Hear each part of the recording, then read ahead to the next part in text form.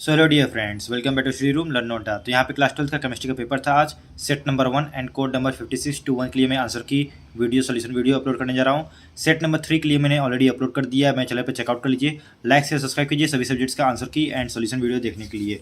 ये सब सभी चीज़ आप जानते ही हो, है कि नहीं? ऐसा इन्फॉर्मेशन आपको क्या ही बताना।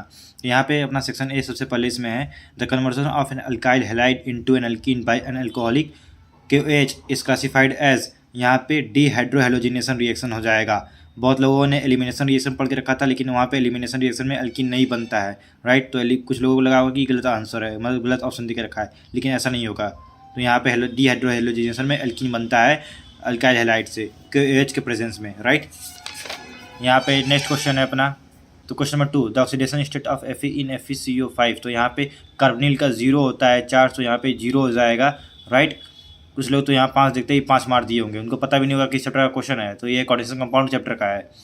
Question number 3 among the following which is the strongest base. तो यहाँ पे बेंजिलामाइन हो जाएगा, क्योंकि aliphatic amines are more basic than the aromatic amines, right. तो इसलिए ऑप्शन नंबर सी आपका हो जाएगा सही। ये भी नहीं पता होगा कि ये किस चैप्टर से, तो ये अमाइन चैप्टर से है। यहाँ पे ये अपना केमिकल काइनेटिक्स चैप्टर का है। तो ये सेट नंबर 3 में भी यही सेम टाइप का क्वेश्चन आया था, और सेम क्वेश्चन खाली चेंजेस अलग थे। यहाँ पे फर्स्ट ऑर्डर रिएक्शन दिया तो वहाँ 0 ऑर्डर रिएक्शन पूछा था, लेकिन दोनों के लिए सेम होगा बी वाला ऑप्शन -K, क्योंकि दोनों का स्लोप -K आ रहा है और दोनों का यहाँ पे डायग्राम भी सेम है। बट यहाँ पे LNR होगा, यहाँ पे R होगा, और ये वाला जो डायग्राम है ये 0 ऑर्डर रिएक्शन के लिए है, और ये वाला डायग्राम फर्स्ट ऑर्डर रिएक्शन के लिए है। तो यहाँ पे पूछा है the slope in the plot of LNR versus time for the first order reaction. तो यहाँ पे आपका ये वाला हो जाएगा ग्राफ, राइट, और ये हो जाएगा -K आपका।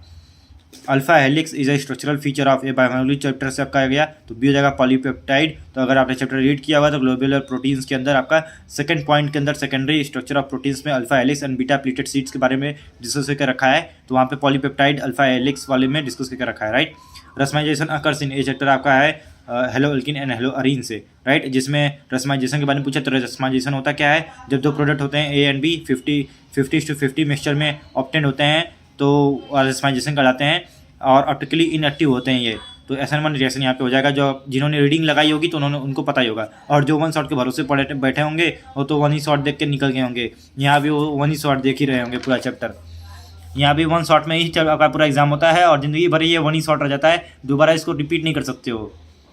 Value of Henry's constant KH। तो यहाँ पे आ जाएगा option number C increase with increase in temperature, right.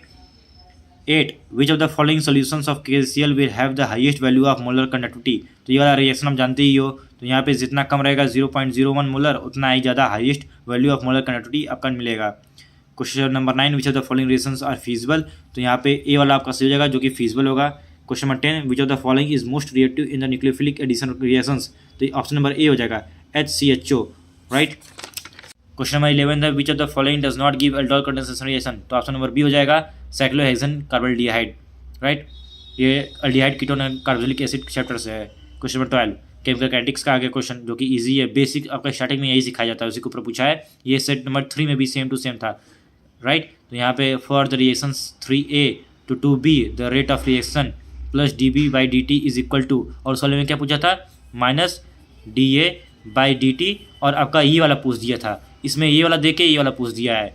तो सबसे पहले हमको सिखाया जाता है कि आपको रिएक्टेंट के लिए इस टाइप में लिखना है, और प्रोडक्ट के लिए आपको इस टाइप में लिखना है, राइट। यहाँ पे आपको ये दे के रखा था प्रोडक्ट का, तो आपको रिएक्टेंट का बताना था। तो यहाँ पे आपका सही वाला हो जाएगा सी वाला ऑप्शन -1/3 dA/dt, राइट। बाकी सब गलत है आपका।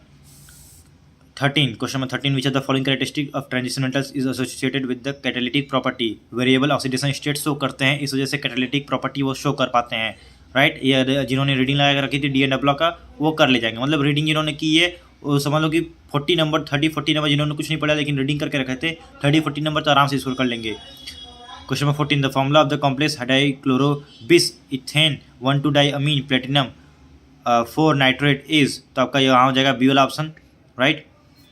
अब यहाँ पे आपका असर्शन रीजन आ गया है। तो असर्शन रीजन में पहला था both A and R are true, R is the correct explanation of A. सबसे पहले आपको ये रीड कर लेना चाहिए कि यहाँ पे लिखा क्या है, बोला क्या गया है, उसी हिसाब से आपको वहाँ पे चेक करना जाता है क्वेश्चन में असर्शन और रीजन। क्योंकि बहुत बार बच्चे कंफ्यूज होते हैं, क्योंकि सिमिलर क्वेश्चन होते हैं, एक में ट्रू एक में फॉल्स, एक में फॉल्स एक में ट्रू, तो इस तरह में कन्फ्यूजन आती है आपको इसको देखने में। तो आपको सबसे पहले ये सब चीज़ें पढ़ लेनी चाहिए कि यहाँ पे दिया क्या है।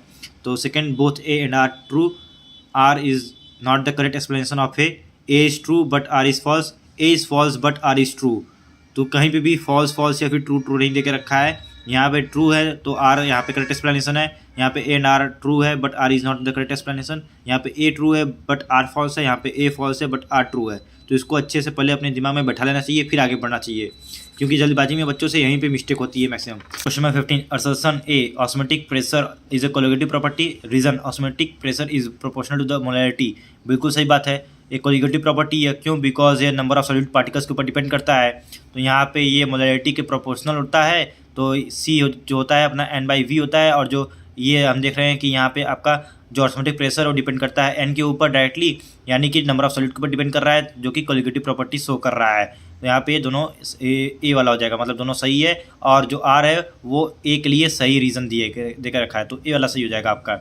यहाँ पे 16, assertion conductivity decreases with the decrease in concentration of electrolyte, reason number of ions per unit volume that carry the current in the solution decrease on dilution। तो ए वाला यहाँ पे भी सही हो जाएगा, दोनों सही हैं, A and R are true, मतलब करेक्ट है, and R is the correct explanation of A, क्योंकि यहाँ पे जब नंबर ऑफ आयंस आप एक पर यूनिट वॉल्यूम में और ज़्यादा लिक्विड मिला दोगे, उसको डाइल्यूट कर दोगे, तो नंबर ऑफ आयंस तो सेम थे, लेकिन per unit volume number of ions अब कम हो गए डाइल्यूट करने के बाद ना, तो यहाँ पे डिक्रीज हो जाएगा आपका करंट उसके अंदर। तो अब पढ़ते हैं क्वेश्चन नंबर 17 की तरफ। A copper is a non transition element, पहलवा का हो गया, फॉल्स है ए वाला, और यहाँ पे देखते हैं हम, जब ए वाला फॉल्स हो गया तो सिंपल से मिला देते हैं चारों में से। यहाँ भी A and R true, A true and A and R are true, A is true, A is false, तो यहाँ पे आपका हो जाएगा डी, क्योंकि तीनों में ए ट्रू है लेकिन सिर्फ यहीं पे फॉल्स है, और जब पहला ही फॉल्स हो गया तो सिंपल सा डी कर दो, यहाँ पे सेकंड पढ़ने की जरूरत ही नहीं है अपने को, लेकिन फिर भी पढ़ लेते हैं। ये जो ट्रांजिशन एलिमेंट होता है, जो कि हमने डी एंड ब्लॉक में रीडिंग करके रखी है, copper has completely field D orbitals in its ground state, सही है, और हमने डी वाला किया है, डी वाले में ए फॉल्स एंड बी जो मतलब रीजन जो है अपना वो फॉल्स ट्रू करके रखा गया है, तो ये वाला सही हो जाएगा, अपना डी वाला ऑप्शन हो जाएगा। तो assertion A nucleophilic substitution of iodoethane is easier than chloroethane, यहाँ पे हो जाएगा आपका रीजन में bond enthalpy of CI bond is less than that of the CCl bond, यहाँ पे ए हो जाएगा, क्योंकि यहाँ पे ए वाला भी सही है और आर वाला भी सही है, और आर वाला जो रीज़न है वो असर्शन के लिए करेक्ट रीज़न है, तो इसलिए सही हो जाएगा आपका। एंड अब हम आते हैं सेक्शन बी पे, जो कि section B and section C मैं सेकंड वीडियो में डिस्कस करूंगा। For that please subscribe to my channel, और बाकी तरह के इस तरह की वीडियोस में और भी सब्जेक्ट से रिलेटेड मैं बाकी आंसर कीज लेके आता रहूँगा। प्लीज़ लाइक से सब्सक्राइब कीजिए। All the way for your next exam.